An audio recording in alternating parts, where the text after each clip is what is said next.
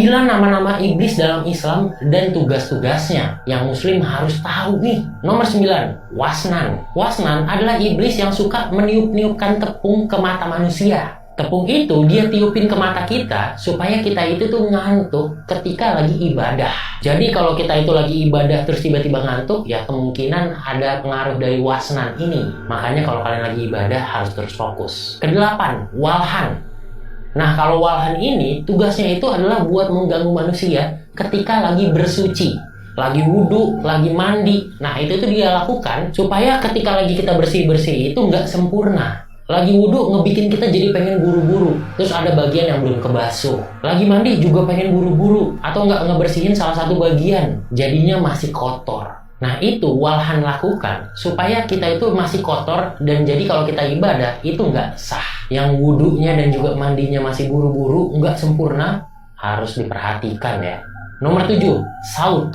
Nah, kalau iblis yang ini nih bisa dibilang cukup berhasil banget, apalagi akhir-akhir ini. Karena tugasnya dia adalah membuat kita manusia untuk menyebarkan kebohongan, menyebarkan berita-berita palsu, menyebarkan informasi-informasi yang tidak benar. Belum kita cari tahu kebenarannya, udah disebarin. Hoax-hoax gitulah. Makanya mulai sekarang kalau nerima informasi sesuatu, coba dicari tahu dulu, baru kalau misalkan itu benar dan pantas untuk disebarkan, baru disebarkan. Kalau kalian nggak tahu kepastiannya, jangan disebarkan. Karena bisa jadi kalian itu ada keinginan untuk menyebarkan gara-gara ada bisikan dari saut.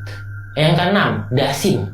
Nah kalau dasim ini ada hubungannya sama keluarga. Karena dasim ini suka membuat keluarga ini jadi nggak harmonis. Ngebuat istri atau suami jadi berpikiran negatif gitu sama pasangannya. Ataupun mempengaruhi istri atau suami buat melakukan hal yang tidak baik. Yang ngebuat keluarga ini jadi berantem terus, nggak harmonis. Nah ini ada pengaruh nih dari dasim. Yang kelima, zalanbur.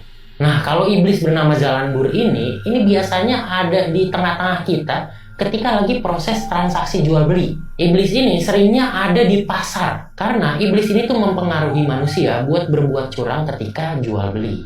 Mungkin barang jelek dibilang bagus atau timbangannya itu dikurangin, yang gitu-gitulah pokoknya tuh. Ini ada pengaruhnya dari zalanbur. 4, syabru. Nah kalau iblis syabru ini membuat kita manusia itu jadi nggak tawadu, jadi nggak sabar ketika menghadapi sebuah masalah. Jadi kalau kita itu lagi nerima masalah, nah syabru ini nih bakal membisiki kita supaya kita itu depresi, gampang marah-marah, nggak terima, menyalah. Itu masalah cuma masalah kecil, tapi kita besar-besarkan. Nah ini nih, mungkin ada bisikan dari syabru. Ketiga, khanzab. Nah ini mungkin bisa dibilang yang paling bahaya ya. Yang bikin kita kalau lagi ibadah, lagi sholat, itu jadi nggak khusyuk. Karena iblis khanzab ini, itu mengganggu kita ketika lagi ibadah. Jadi nggak konsentrasi. Jadi ketika lagi sholat, kita mikirnya kemana-mana. Wah, tadi kompor udah dimatiin belum ya? Wah, kalau misalkan gua ngomong kayak gini, nanti si A marah nggak ya? Wah, tadi gua ngeliat sepatu naik itu di depan. Habis ini gua ambil aja kali ya. Nah, kayak gitu-gitu tuh. Khanzab ini nih ganggu kita pokoknya ketika lagi ibadah. Yang kedua, tibir. Nah, kalau iblis ini membuat kita itu jadi gampang meledak-ledak, jadi suka marah-marah, nggak jelas.